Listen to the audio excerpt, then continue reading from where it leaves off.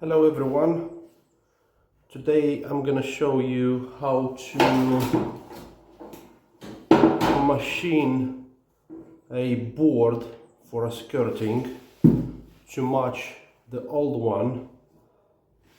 I'm gonna show you quick what we have and what we do. Right, we have the old type of, and we are trying to match with the new one. So how we're gonna do it?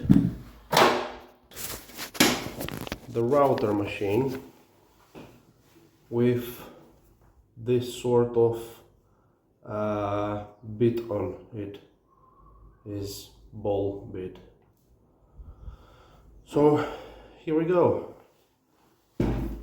PPE first, safety first. That's main protection. We're gonna take a board, secure it onto the table.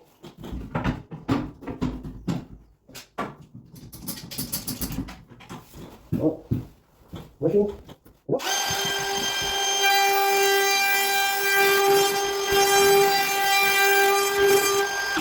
Move it.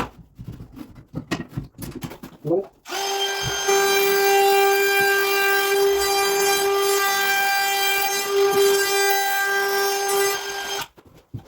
Oh, literally. That's it.